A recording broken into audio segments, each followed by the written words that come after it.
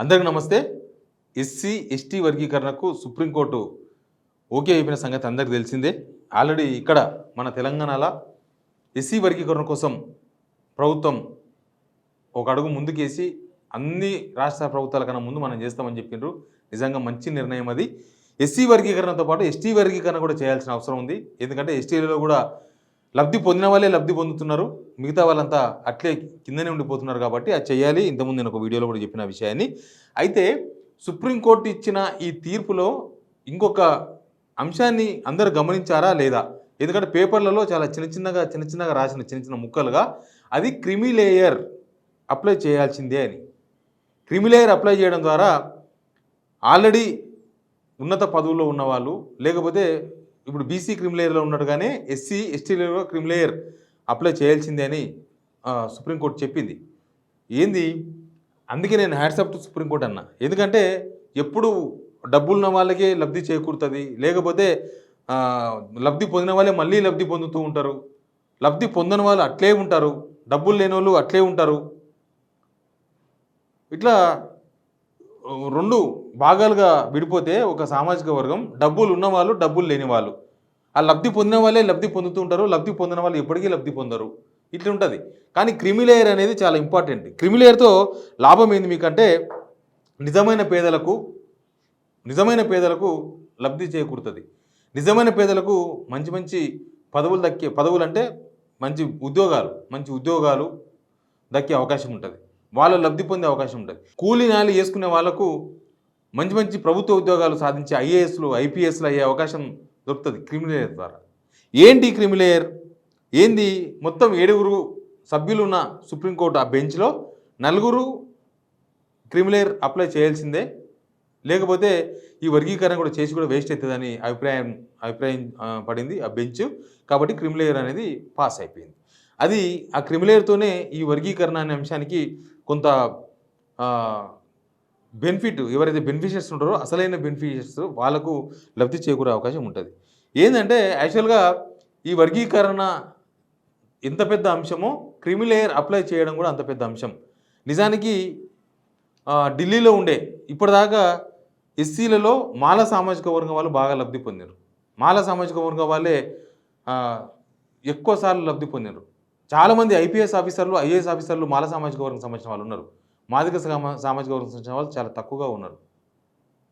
అదే ఎస్టీలకు పోతే లంబాడ సామాజిక వర్గం వాళ్ళు ఉన్నారు. ఆదివాసీ గిరిజన వాళ్ళు ఎవరు ఉండరు, తక్కువ ఉంటారు వాళ్ళు. ఇట్లా ఒక సామాజిక వర్గంలోనే ఇట్లా కొంత పార్టీషన్స్ కనిపిస్తున్నాయి మనకు. కాబట్టి ఈ క్రిమిలేయర్ విధానం అప్లై చేయాలనేది సుప్రీంకోర్టు చెప్పిన గోల్డెన్ వర్డ్స్. ఇది గోల్డెన్ వర్డ్స్. ఏంటి క్రిమిలేయర్ అప్లై చేయడం వల్ల ఏమవుతుందంటే ఒకసారి ఒక గ్రూప్ 1 ఆఫీసర్ అనుకోండి, ఎంఆర్ఓ స్థాయి, పోలీసుల్లో అయితే డిఎస్పీ లెవెల్, ఇంకా ఐఏఎస్లు, ఐపీఎస్లు అందరూ వస్తారు. దీనిలో పైన స్థాయి, ఆ పైన ఉన్న వాళ్ళందరూ వస్తారు. ఒకసారి ఒక ఇంట్లో ఒకరు ఎంఆర్ఓ అయిన అనుకోండి, ఆ ఇంట్లో ఎవరికి రిజర్వేషన్ చెందదు, అవకాశం ఉండదు. ఒకసారి ఆ ఇంట్లో ఒక డిఎస్పీ అయిన అనుకోండి, ఆ ఇంట్లో ఉండే ఎవరికి, వాళ్ళ పిల్లలకు సహా ఎవరికి రిజర్వేషన్ అందదు. క్రిమిలేయర్ అది, బీసీలలో ఉంది అది.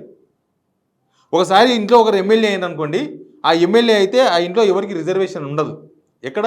విద్య ఉద్యోగాలు.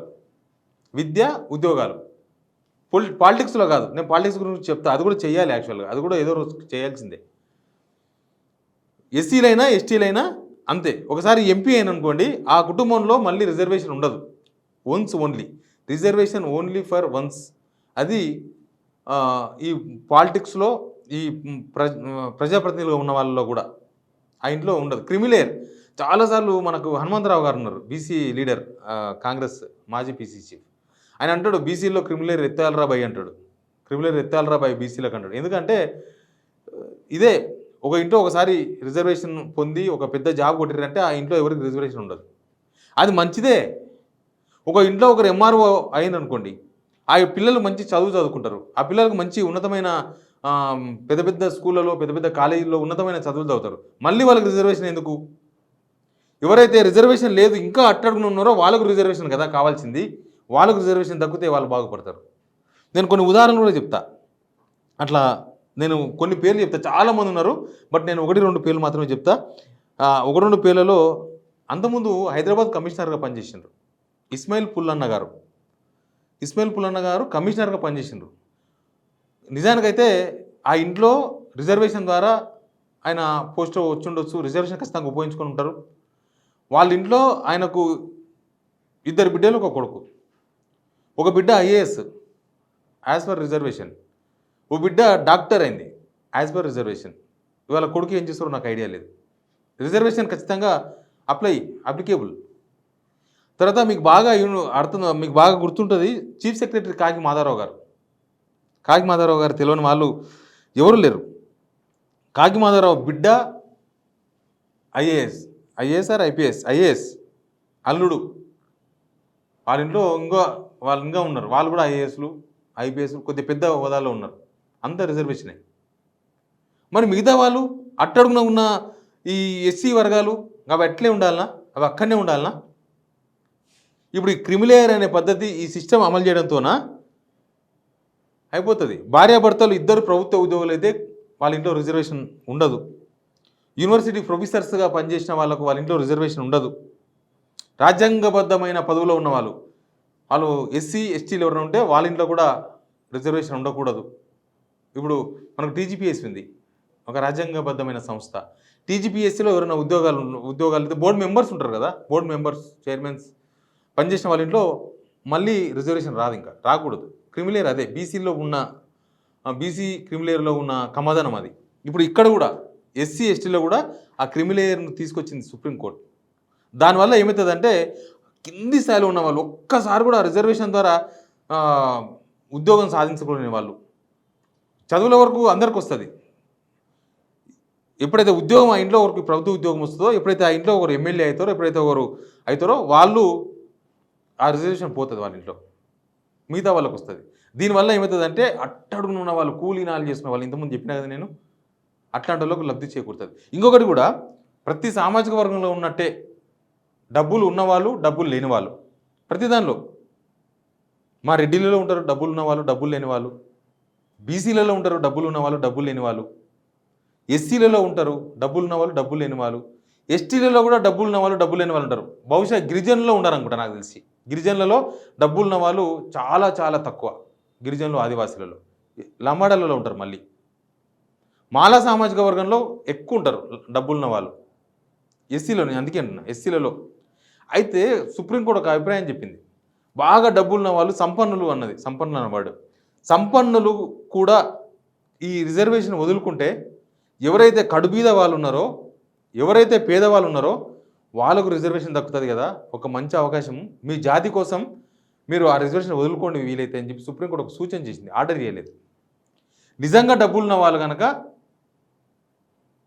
దళితుల్లో అయినా, బీసీల్లో అయినా, లంబాడలో, ఎస్టీల్లో అయినా రిజర్వేషన్ కనుక వదులుకుంటే, బాగా డబ్బులున్న వాళ్ళు, సంపన్నులు వదులుకుంటే పేదలకు అవకాశం దొరుకుతుంది. పేదలు వాళ్ళకు యాక్చువల్గా అంబేద్కర్ చెప్పింది అదే, అందరికీ సమాన హక్కులు, అందరికీ సమానంగా ఎదగాలి, సమాజంలో ఫలాలు అందరికీ అందాలి అనేది అంబేద్కర్ మార్గం. ఆ అంబేద్కర్ మార్గం రోజు పొద్దుగా లేస్తే మనం అంబేద్కర్ని గుర్తు చేసుకుంటాం. అంబేద్కర్ జయంతి, అంబేద్కర్ వర్ధంతి వస్తే అంబేద్కర్ విగ్రహాలకు పూలదండలు వేస్తాం. అంబేద్కర్ చూసిన మార్గంలో కనుక అందరూ నడిస్తే అది సమాజానికి ఉపయోగపడుతుంది. Please subscribe signal TV.